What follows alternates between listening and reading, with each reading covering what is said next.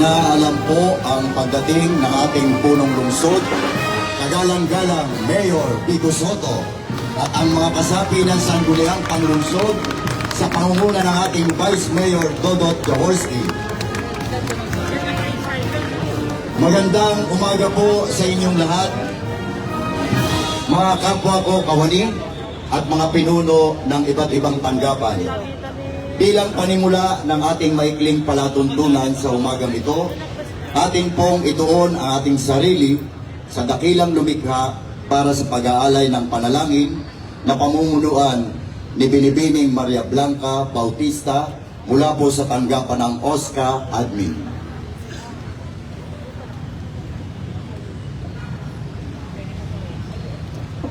Iyuko po natin ang ating mga ulo at tayo'y manalangin. Hingin po natin ang presensya ng ating Panginoon. Sa ngalan ng Ama, ng Anak, ng Espiritu Santo. Amen. Panginoon naming Diyos, maraming salamat sa panibagong araw na ito. Panginoon, kami po ay iyong pinagkatipon sa harap mo upang magpasalamat sa mga biyaya at pagpapala ng aming natatanggap sa araw-araw. Panginoon, hingin po namin ang iyong kapatawaran sa aming pagkakasala at pagkukulang, at bilang kawani ng lungsod ng Pasig, hinihiling po namin sa iyo, Panginoon, na bigyan mo po ng kalakasan ang bawat isa sa amin, at maging tapat sa lahat ng oras sa aming tungkulin.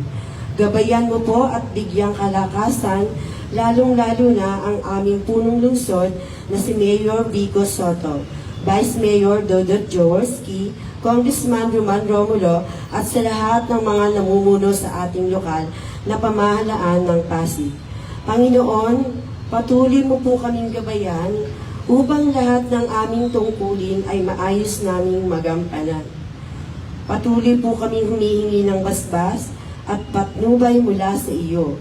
At ang lahat ng ito ay amin pong sinasamo sa ngalan ng iyong bugtong na anak na Jesus, na aming Panginoon at tagapagligtas. Amen.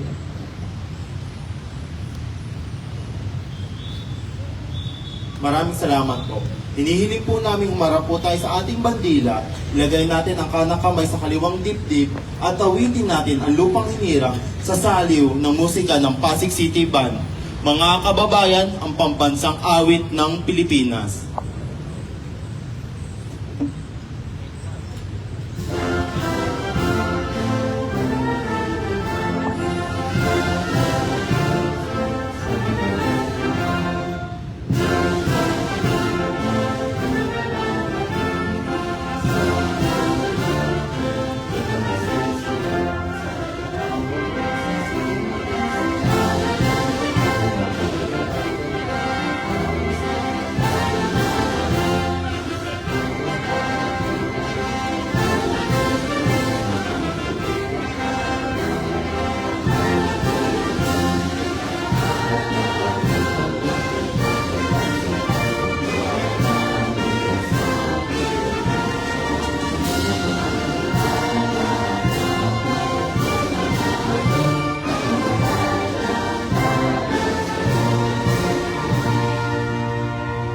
Manatili po tayo nakaharap sa ating bandila para naman sa panunumpa sa watawad ng Pilipinas na pangungunahan ni Ginoong R.J. de la Cruz mula sa tanggapan ng OSCA.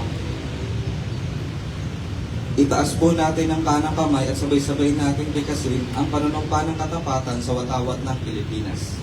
Ako ay Pilipino, buong katapatang nanunumpa sa watawat ng Pilipinas at sa bansang kanyang sinasagisag, na may dangal, katarungan at kalayaan na pinagkilos ng sambayan ng makadiyos, makatao, makakalikasan at makabansa.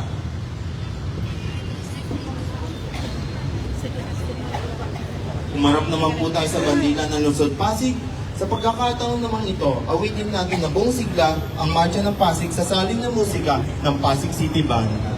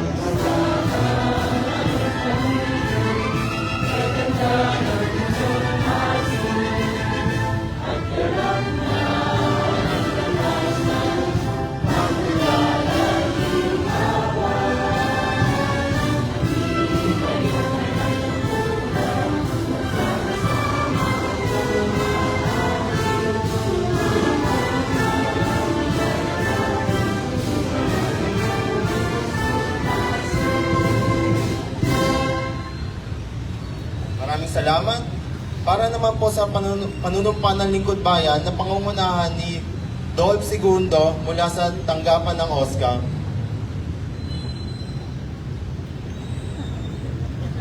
Taas po natin ang ating kanang kamay at sumunod po sa aking kasabihin.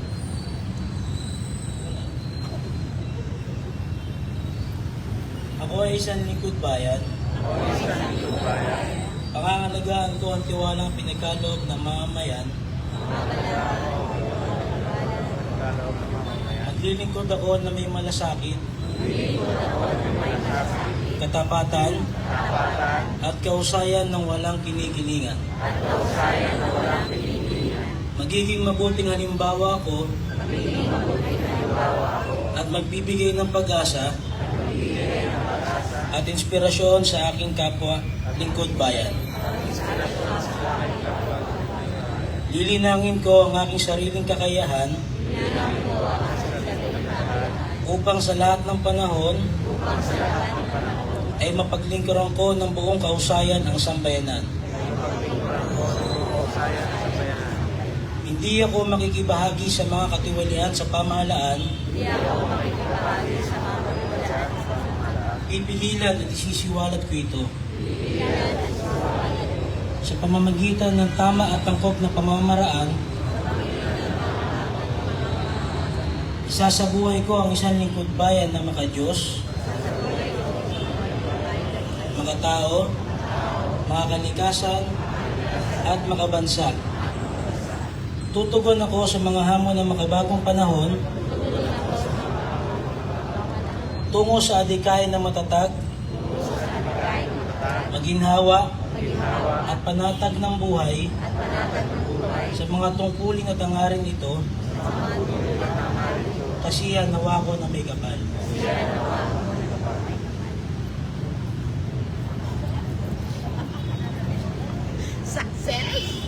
Ngayong buwan po ng Oktubre ay gugunitain po natin ang mga sumusunod.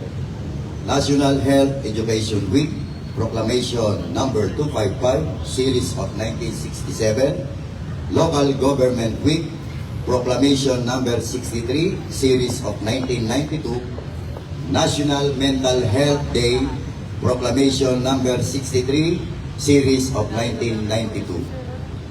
At yung October 10 po sa araw ng bukas, Local Government Day, Proclamation number 63, Series of 1992. Elderly Filipino Week, Proclamation number 470S, Series of 1994. Kaugnay po niyan, ang National Commission of Senior Citizen ay kinilala ang ating lungsod Pasig at bahagi po ng pagkilalang yan ay may ibinigay po na plaque ang National Commission para po sa ating lungsod Pasig sa pangunguna po ng ating Mayor Vico Soto. Basahin mo muna po. Local Government Unit of Pasig City is acknowledged of the invaluable contribution and unwavering commitment to enhance the lives of senior citizens through your local government unit. Your dedication of well-being and rights of senior citizens has been lasting impact embodying the noble spirit of our shared commission. This plague is testament to our deep gratitude for your remarkable efforts in serving and advocating for senior citizens. Presented on this 17th of October 2023 at Mall of Asia Arena Annex, Pasay City.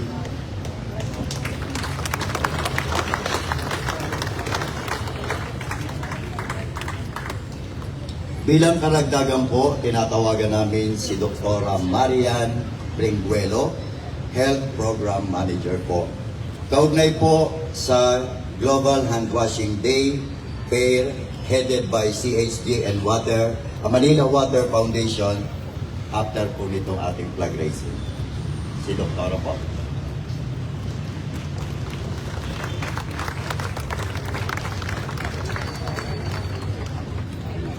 Good morning po to everyone, no? Sa mga kasamahan kong kawani ng gobyerno at sa lahat ng ating mga bisita. So magandang umaga po sa inyong lahat. So today we're here to celebrate, no, the occasion of the Global Hand Washing Day. Actually, it's supposed to be scheduled pa on October 15. Pero kasi since it's a Sunday, we are actually doing this in anticipation to the upcoming Global Hand Washing Day event. So actually for this week, since it's also the National Health Education Week, we have prepared not just one activity, but two activities, no, for this very special occasion. Kasi kung isipin natin, hand washing, it's just a very simple activity, di ba? Pero it's actually one of the most important na public health interventions natin for us to prevent the spread of diseases. Kaya nga po, we have this occasion today.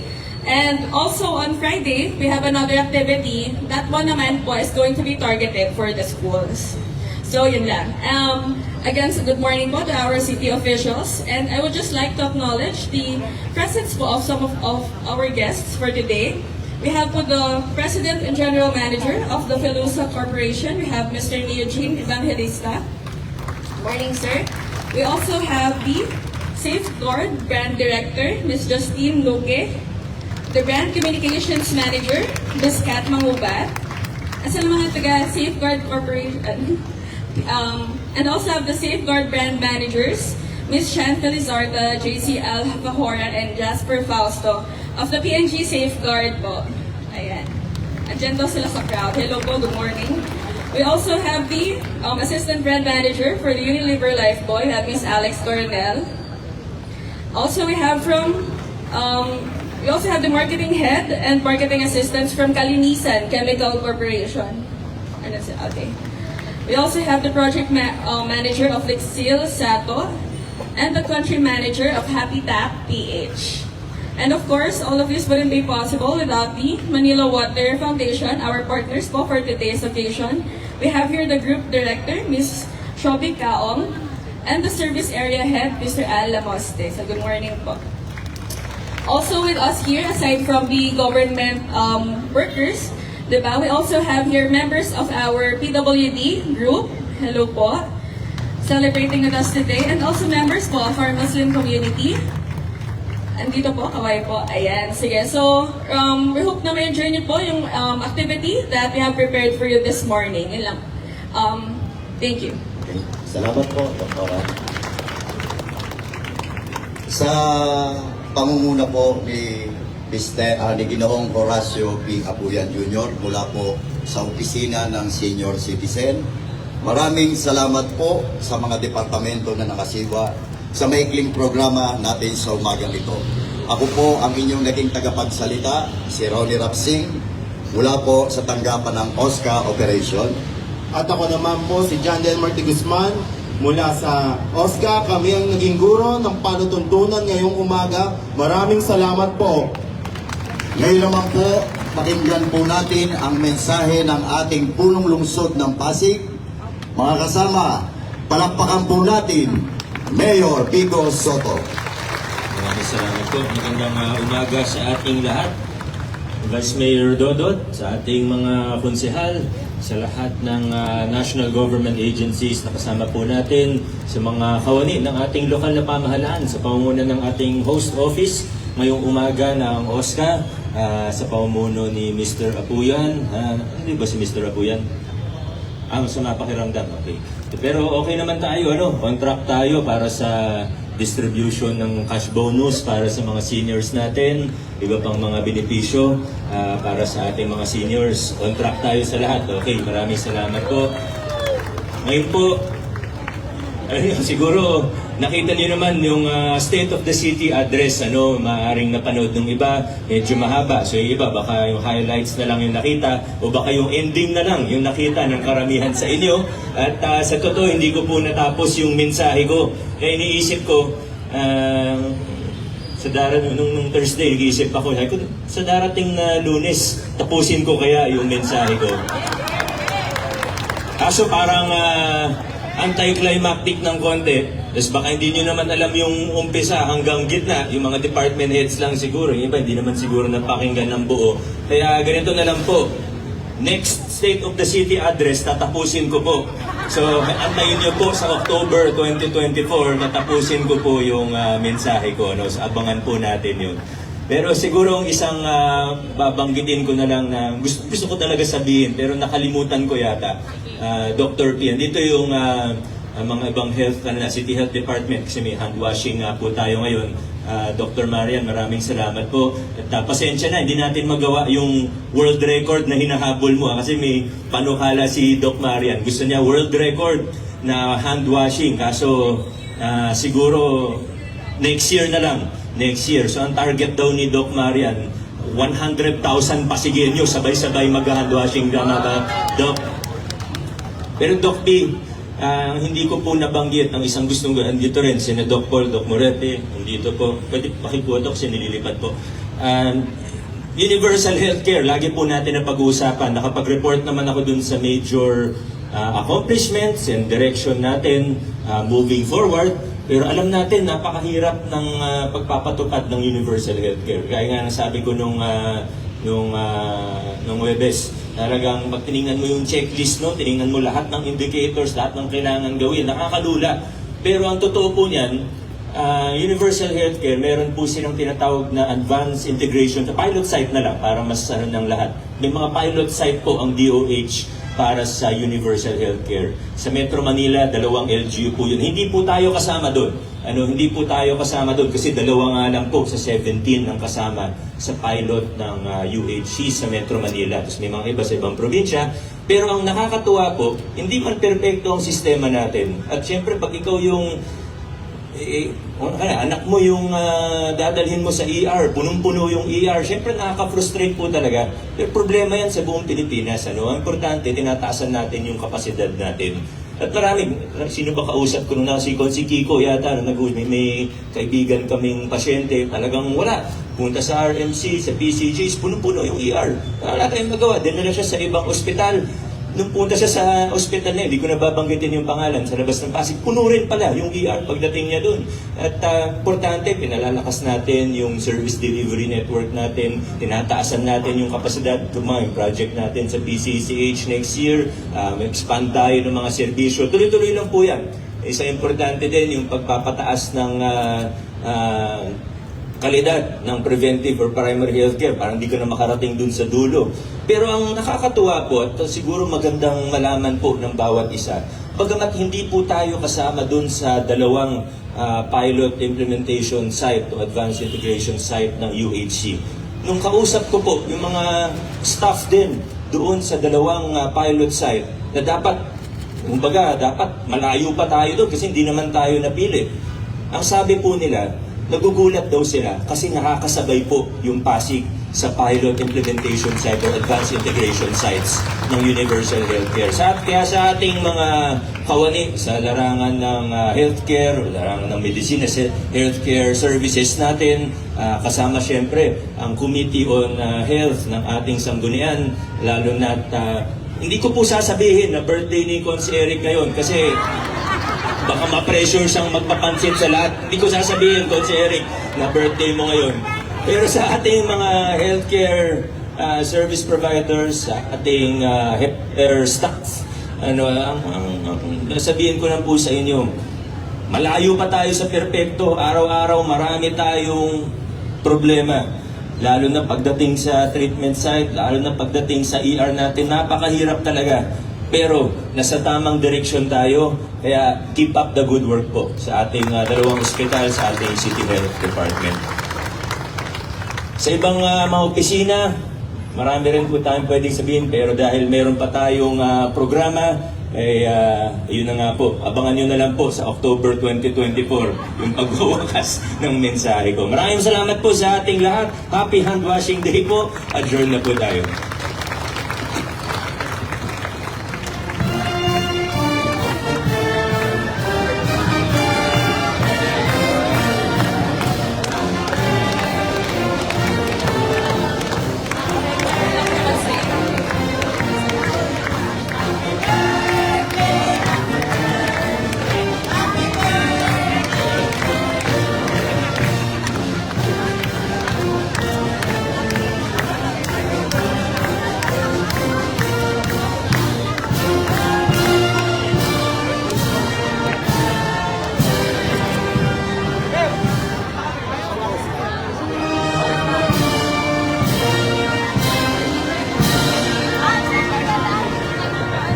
Ayan. So, andito pa naman ang City Health Department po, no? Yan. Sige, also our